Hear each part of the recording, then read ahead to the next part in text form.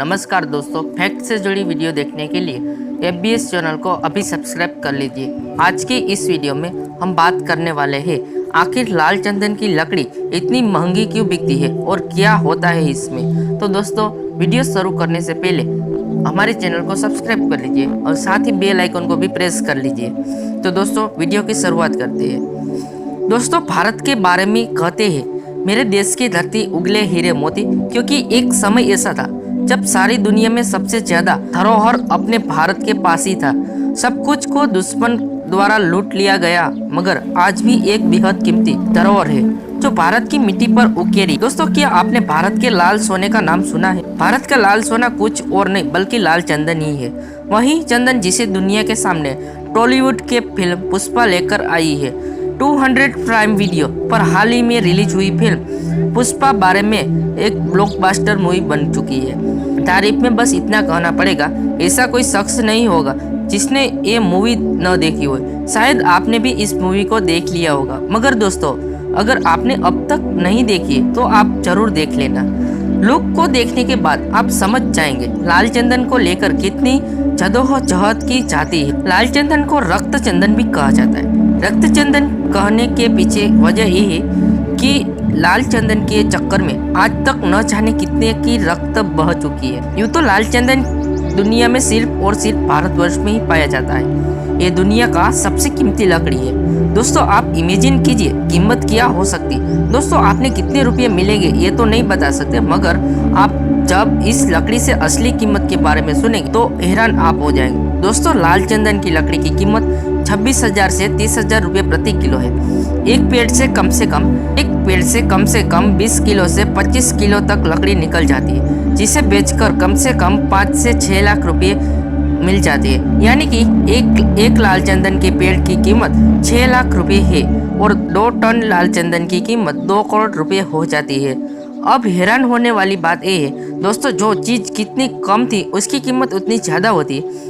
इसकी इतनी कीमत होने के पीछे की वजह यह भी है कि बहुत ही कम मात्रा में पाई जाती है। लाल चंदन भारत के तमिलनाडु और आंध्र में हुसैन इसे लाल चंदन के चक्कर में तमिलनाडु और आंध्र प्रदेश के बॉर्डर पर चीन द्वारा कई बार युद्ध की गई है और न जाने कितनी जाने रक्त से लथपथ हो गई है। चीन जिसे दुनिया भर से अपना दुश्मन घोषित कर दिया, मुबारक के पीछे आज दुश्मन घोषित कर दिया। मुबारक के पीछे आज से नहीं बल्कि सदियों से घात लगाए बैठा है। भारत में पाए जाने वाले लाल सोने के बारे में जैसे चीन को पता चला, उसने न जाने कितनी साजिशों के द्वारा उसे पाने की कोशिश की, लेकिन आज तक इसे पाने के लिए बेकरार रहा है। दोस्तों, आपके मन में बहुत सारे सवाल उठ रहे होंगे कि आखिर इस लाल चंदन की वजह क्या है, आखिर इसमें किस काम के लिए इस्तेमाल किया जाता है, आखिर क्यों चीन इसके पीछे पड़ा। तो दोस्तों, आज के इस वीडियो में मैं आपको सभी सवालों का जवाब दूंगा। आज आपको लाल चंदन से जुड़ी हर छोटी से छोटी बात पता चल जाएगी, ताकि अगली बार जब आप लाल चंदन के बारे में सुने तो आप इसकी पूरी कथा खोल बैठे। दोस्तों, जैसा कि मैंने आपको बताया, लाल चंदन भारत के 2 राज्यों आंध्र प्रदेश और तमिलनाडु में उतार वहाँ भी हर जगह नहीं, सिर्फ और सिर्फ 4 जिले में ही प्रचुर मात्रा में होते हैं। चित्तूर, कडप्पा, कुर्नूल और नेल्लोर में फैले चिलम की पहाड़ी में। इस बात से आप इसके साथ होने की वजह समझ सकते हैं। दूसरा, इस पेड़ की एवरेज हाइट 8 मीटर से 11 मीटर होती है। पूरे विश्व में जंगल की 16 प्रजातियां, जिसमें संतुलन एल्बम प्रजातियां सबसे सुगंधित और औषधि युक्त मानी गई है। रक्त चंदन का साइंटिफिक नाम टेरोकार्डेटर सैंडलर से इसकी लकड़ी लालू दिए, इसमें सफेद चंदन की तरह कोई खुशबू नहीं होती। दोस्तों, लाल चंदन के पेड़ के बारे में सबसे खास बात जो शायद इस दुनिया में कुछ खास चीजों को मिली है, वो इसका वक्त, यानी कि उसे उगने में कितना समय लगता है। इस बात को आपको इमेजिन कीजिए और हमें कमेंट बॉक्स में बताइए। आप सोच रहे होंगे इतनी कीमती है तो शायद 10 साल में अब 15 साल हो जाता होगा, मगर दोस्तों, आपको बता दें कि खेती करने में पूरे 30 साल का समय लगता है, और अगर इसे जैविक खेती का तरीका अपनाकर लगाया जाए शायद 15 साल में इसकी उपज हो जाती है। रक्त चंदन की खेती सभी तरह की मिट्टी में नहीं होती, लेकिन रेतीली मिट्टी, चिकनी मिट्टी, लाल मिट्टी, काली मिट्टी, दानेदार मिट्टी, इसके पेड़ छोटे बड़े होते हैं। इसकी खेती ऐसी जगह पर नहीं हो सकती जहां पानी का जमाव होता है। इसका मुख्य उपयोग दवाई, फर्नीचर और सजावट के सामान, विशेष प्रकार की म्यूजिकल इंस्ट्रूमेंट आदि को बनाने में किया जाता है। कई लोग लोग प्राकृतिक रंगों और शराब बनाने में भी इसका इस्तेमाल करते हैं। दोस्तों, लाल चंदन से कई तरह की दवाइयाँ बनाई जाती है और उसमें लाल चंदन की पाउडर जिससे स्किन एलर्जी जैसे एक्जिमा, सूजन, जलन का इलाज हो सकता है। और दोस्तों, जैसे कि सफेद चंदन का लेप हम सबके चेहरे का निखार ला सकता है, उसी प्रकार से लाल चंदन का लेप भी हमारे चेहरे की खूबसूरती को बढ़ा देता है। इसके इस्तेमाल से कील मुहासे भी ठीक हो जाते हैं, इसलिए लाल चंदन और भी डिमांड में रहता है। अमेरिका से journal of cancer basic and clinical research से मुताबिक बिहार के वैज्ञानिक द्वारा रक्त चंदन पर किए गए शोध की तारीफ की गई है। वैज्ञानिकों ने रक्त चंदन में मौजूद प्रतिरोधक क्षमता के बारे में नई खोज, इसमें स्तन कैंसर की प्रतिरोधकता क्षमता की मौजूदगी का पता लगाया है। कहा जाता है कि रक्त चंदन को शिव और सार्थक माना जा सकता है। अंतर्राष्ट्रीय बाजार में इसकी डिमांड बहुत है और यही वजह है कि इसकी सुरक्षा खूब ध्यान से की जाती है। ऐसे में 2.25 लाख हेक्टेयर इलाके में फैले झलम के बाड़े की सुरक्षा काफी अहम होती है।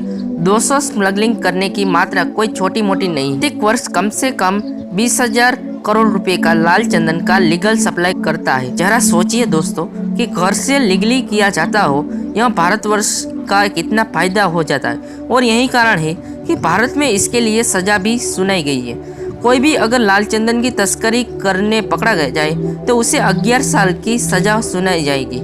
लाल चंदन की सबसे ज्यादा तस्करी और कोई नहीं दोस्तों, हमारा सबसे करीबी दुश्मन चीन में होता है। दोस्तों, आपको तो पता ही होगा, चीन में आयुर्वेदिक मेथड से इलाज करना पसंद करते हैं और कुल मिलाकर आयुर्वेद इलाज बहुत यूजफुल भी होता है। इसलिए चीन में लाल चंदन की डिमांड बहुत ज़्यादा है। सिर्फ चीन ही नहीं, जापान, मंगोलिया में भी लोग लाल चंदन से कई तरह की दवाइयाँ बनाते हैं, जिससे कई तरह की बीमारियों का इलाज होते हैं। इन दवाइयों की रेसिपी को तो कोई नहीं जानता, मगर चीन और जापान में लोग इसका इस्तेमाल करना बखूबी जानते हैं। लाल चंदन के पीछे चीजें हाथ होकर बाद में 700 साल पहले की ये जब चीन में मिंग राजवंश का काल था। सन 14 से लेकर 17 सेंचुरी तक चीन में मिंग राजवंश रहा, जिसमें लाल चंदन की हुबहू महत्व रही। राज्य में लाल चंदन से तरह तरह का फर्नीचर तैयार किया जाता है। इनको लाल चंदन से बना सामान का शौक था, इसलिए मिंग वंश के राजा में चाइना में लाल चंदन का खूब सप्लाई होता था। दुनिया भर से लाल चंदन मंगवाई जाती थी और उससे नक्काशी करके चीज़ों बनाई जाती थी और उन्हीं चीज़ों का संग्रह करके एक म्यूजियम भी तैयार किया गया जो चाइना में मौजूद है और उसका नाम है रेड सैंडल फुटवियर। यही वजह है कि चीन में आज तक लाल चंदन से बनी चीज़ों का इज्जत दी जाती है और लाल चंदन से बने फर्नीचर और सजावट के सामान को अपने घर में रखना एक सम्मान की बात मानी जाती है। इसलिए चीन में रईसियों के घर में आपको लाल चंदन से बनी चीजें देखने को मिल जाती है। जापान में भी एक समय में लाल चंदन की खूब महत्व थी। धीरे धीरे जैसे कि सभी लोग पुरानी परंपराओं को भूलते जा रहे हैं, वैसे जापान में एक पुरानी परंपरा है। इसमें वहाँ की पारंपरिक शादियों में बजाए जाने वाली एक म्यूजिकल इंस्ट्रूमेंट शामिल। इनको लाल चंदन से ही बनाया जाता है, मगर वक्त के साथ साथ परंपरा भी खत्म हो गई। आशा करते हैं FBS चैनल पे दी गई माहिती से खुश हो गए। मिलते हैं एक नए वीडियो में।